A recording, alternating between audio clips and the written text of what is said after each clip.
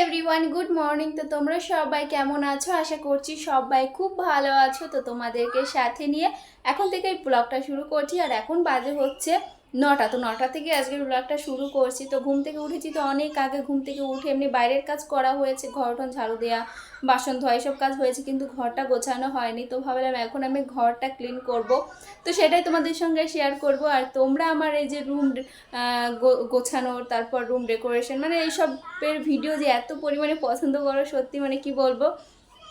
তো আমি মানে যে কটা আমার এই ছোট্ট ঘরটাকে গোছানোর আর কি ভিডিও করেছি, আমার ঘরটা আমি কিভাবে গুছিয়ে রাখি সেসবের ভিডিও করেছি, তো সব কটাই তোমরা আমাকে এত এত পরিমাণে ভালোবাসা দিয়েছে, তো কি বলবো। তো ভাবলাম তাহলে আজকেও সেটাই করি, মানে আমার রুমটাকে কিভাবে আমি ক্লিন করব সেটা তোমাদের সঙ্গে শেয়ার করি।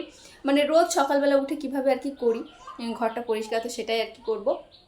আর আজকে জানো ওয়েদারটা পুরো মেঘলা মেঘলা, দেখো পুরো মেঘলা মেঘলা, যদিও বা একটু মানে মনে হচ্ছে না অতটা, কিন্তু অনেকটা মেঘলা মেঘলা জানো তো আজকের ওয়েদারটা। আর এই যে বিছানা কাঁথা সব কিছু দেখো অগোছালো হয়ে আছে।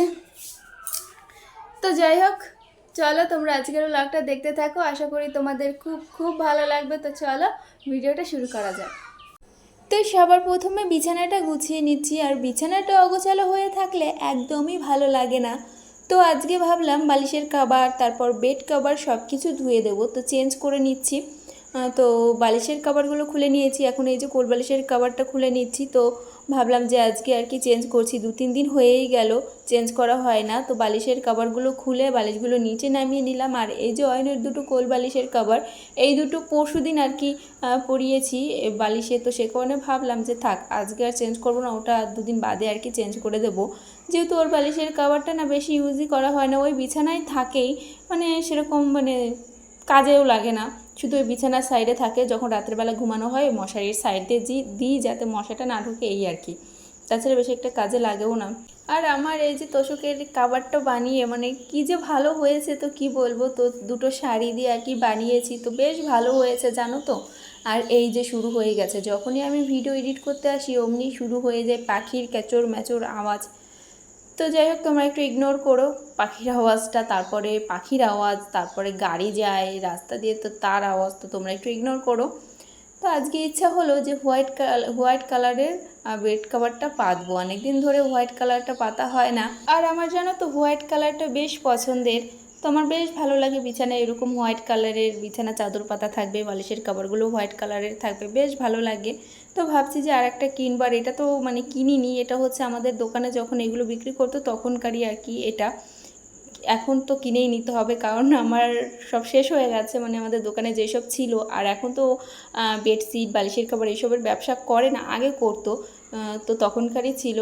আর অনেক দিন ধরে যেহেতু ওই বিজনেসটা করে না, তো সে কারণে এখন আর কি কিনেই নিতে হবে। এতদিন আর কি ইউজ করলাম, এই যে 5 বছর ধরে বিয়ে হয়েছে, এতদিন ইউজ করলাম আমাদের সব দোকানের আর কি এইগুলো, এখনও পর্যন্ত আমি কোনো বেডশিট কিনিনি। ওই যে ফার্স্ট কিনলাম ওই যে অনলাইনে মিশো থেকে একটা অর্ডার করেছিলাম, যেটা তোমরা দেখেছো, তো ওইটাই আর কি। তাছাড়া আমি আগে কখনো বেডশিট বালিশের কভার কিছুই কিনিনি, সব আমাদের দোকানের।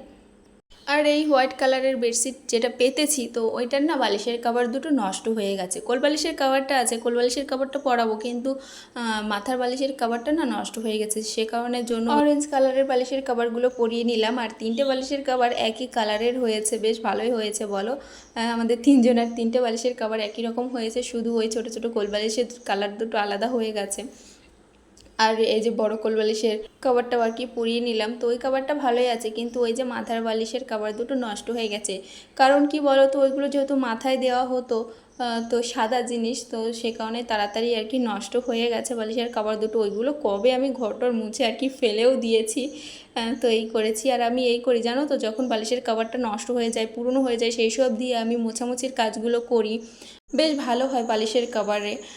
একদম ছোটও না একদম বড়ও না, ওই সব দিয়ে আর কি ঘরের ধরো ফার্নিচার, তারপর ওই কিচেন পরিষ্কার করা, ওই সব আর কি ভালো হয়। আর এই যে দেখো কত জামা কাপড় হয়ে গেছে, বিছানা চাদরটাও তুলে দিলাম, অনেক জামা কাপড় হয়ে গেছে। আর আজকে তো সকাল থেকে মেঘলা মেঘলা ওয়েদার, তো ভাবছি যে কি করব, এত জামা কাপড় জমে গেছে, কেচে দেবো, কেচে দিলে আবার যদি না শুকায়, তো মানে কি হয় বলো তো, এই যে বৃষ্টি হয় তো, মানে এমন বৃষ্টি হচ্ছে এখন, যে এখন যদি জামা কাপড় মেলি, তো এখনই ধরো বৃষ্টি শুরু হয়ে গেলো, আমি জামা কাপড়গুলো নিয়ে আসলাম তুলে, আবারও একটু পরে রোদ হচ্ছে, আবারও বৃষ্টি হচ্ছে।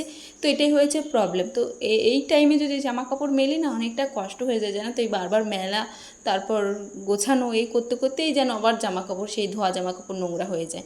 তো ভালো লাগে না। তো সে কারণের জন্য ভাবছি যে রোদ উঠুক ভালো করে, তারপর আর কি জামা কাপড়গুলো ধুয়ে দেবো। আর এই যে আমি মানে গামছাগুলো ওই সবার ওপরেই রেখে দিই, তিনজনের তিনটে গামছা, তো গামছাগুলো ওপরেই রেখে দিই। আর সবার নিচেরটায় থাকে হচ্ছে আমার নাইটি, আর হচ্ছে আমার ওড়না, আর উপরেরটায় থাকে তোমাদের দাদা ভাইয়ের গেঞ্জি প্যান্ট, তারপর আমার হচ্ছে শাড়ি, তো এইসবই থাকে। আর আলনা বলে না, মানে ঘরের সব জায়গায় আমার জিনিসটা যেন বেশি। তো অয়নের থেকেও যেন আমার জিনিসটা বেশি হয়ে গেছে। আর অয়নের জামা কাপড়গুলো যেহেতু ছোট ছোট, আমার একটা শাড়ি রাখলে ওর যেন 5-6টা জামা প্যান্ট রাখা হয়ে যায়, ওর জন্য ওরটা অত চোখে পড়ে না।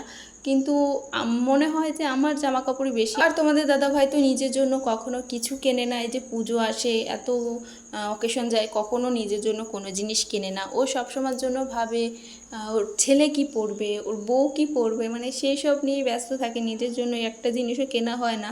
যদি আমি গিয়ে কিনি তাহলেই হয়, না হলে ও নিজের জন্য কোনো জিনিস কেনে না। তোমাদের দাদাভাই মানে কোনো জিনিস কেনে না। যদি আমি কিছু কেনার কথা বলি, বলে কি আমার লাগবে না, চলে তো যাচ্ছে, এমন তো না যে আমি কিছুই করছি না, এরকম তো না, চলে তো যাচ্ছে, আমার কিছু কিনতে হবে না, মানে এরকমটা বলে জানো তো। ও নিজের জন্য কখনো কিছু কিনতে চায় না। আর এটা শুধু তোমাদের দাদাভাই বলে না, এটা আমি অনেকের মুখেই শুনেছি যে এরকমটাই করে, অনেক বাড়ির স্বামীরা এরকমটা করে, যে নিজের জন্য কোনো জিনিস কেনে না, অথচ মানে সবসময় এটা খেয়াল করে যে তার বউ কী পরবে, তার ছেলে কী পরবে, এরকমটা ভাবে। তারপর মানে অনেকের মুখেই আর কি শুনেছি। তো যাই হোক, কালনাটা গোছানো হয়ে গেছে, জামা কাপড়গুলো সব ভাঁজ করে রেখে দিলাম। আর এখন চলে এসেছি শোকেসটা গোছাতে। তো শোকেসের সব কিছুই আর কি মোটামুটি গোছানো আছে। ওই যে যেইটা আর কি গোছাচ্ছি, যেই তাকটা গোছাচ্ছি, ওইটা একটু অগোছালো বেশি হয়, যেহেতু ওইটা সবসময় ইউজ করা হয়, সব আর কি সব কিছু আর কি যেটা সবসময় লাগে, তো সেই সবই আর কি ওইটার মধ্যে থাকে। তো সে কারণের জন্য ওইটা একটু বেশি অগোছালো হয়। তো এটা আর কি গুছিয়ে নিলাম। তারপরে এই যে যেখানে চিরুনি টিরুনি রাখি, তো সেই জায়গাটা একটু পরিষ্কার করে নিলাম। তো যেহেতু চুল টুল আঁচড়ে আর কি চিরুনিটা রাখা হয় না, তো দু একটা চুল থেকে যায় চিরুনিতে, তো সেইগুলো আর কি ওইখানে থেকে যায়। তো সেই কারণে ছেড়ে ছুটে একটু পরিষ্কার করে নিলাম। তো এখন আর কি শোকেসটা একটু মুছে নেব। আর কাজগুলো না মুছলে না ভালো লাগে না, কেমন যেন আবছা আবছা লাগে কাজগুলো না মুছলে। আর আয়নার সামনে দাঁড়িয়ে যদি এরকম মানে চকচক করে বেশ ভালো লাগে, কিন্তু ওই যে দাগ হয়ে যায় জানো তো, নোংরা পড়ে দাগ হয়ে যায়। তো সে কারণের জন্য একটু মুছেই রাখি সবসময়, যে সে যে সাদা সাদা যে দাগটা হয় না, ওইটা যাতে না হয়, সে কারণের জন্য সবসময় মুছেই রাখি।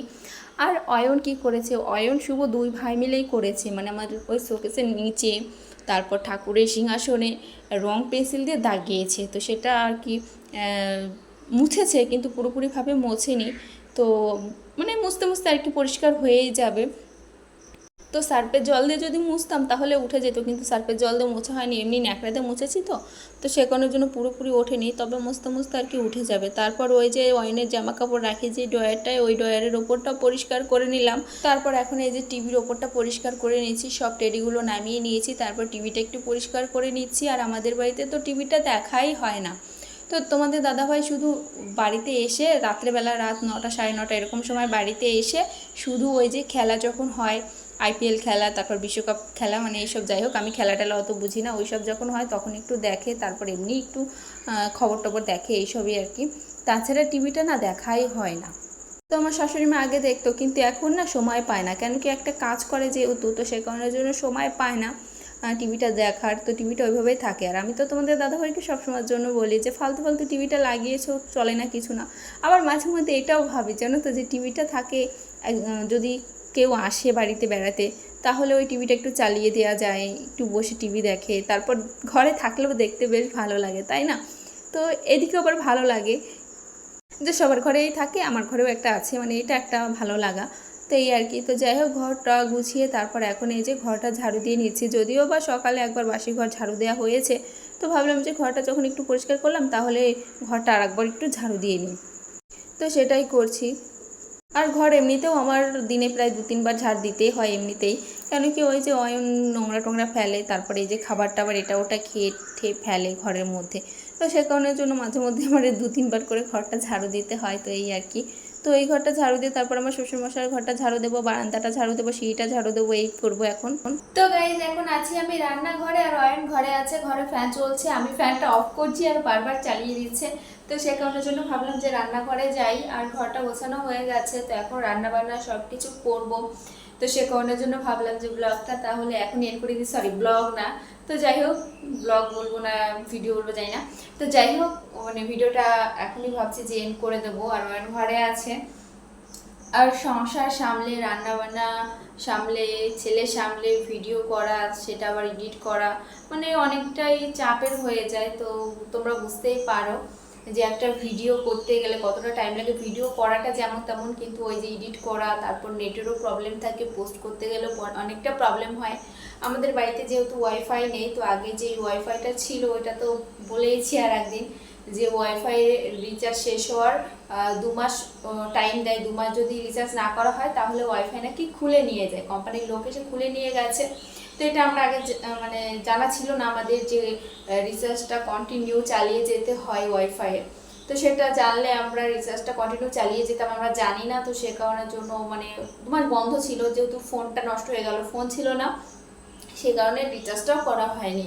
তারপরে আর কি ওয়াইফাইটা খুলে নিয়ে গেছে। তো এই আর কি, তো বাড়িতে ওয়াইফাই নেই, নেটেরও প্রবলেম থাকে। তারপরে এখন আবার 2 দিন ধরে একটু বৃষ্টি বৃষ্টি হচ্ছে, আর বৃষ্টি হলে তো তখন ছাদে গিয়ে ভিডিওটা আপলোড বসাতে পারি না, তো অনেকটাই প্রবলেম হয়ে যায়। তো সে কারণে ঠিকমতো ভিডিও শেয়ার করতে পারছি না কদিন ধরে। তো যাই হোক একটু প্রবলেম হয়ে যায়, তো কি আর করবো, এভাবে আর কি তোমাদের সঙ্গে শেয়ার করি। ভিডিওটা এখনই এন্ড করছি, তোমরা সবাই খুব খুব ভালো থেকো, সুস্থ থেকো, দেখা হবে নেক্সট ব্লগে। তো চলো টাটা।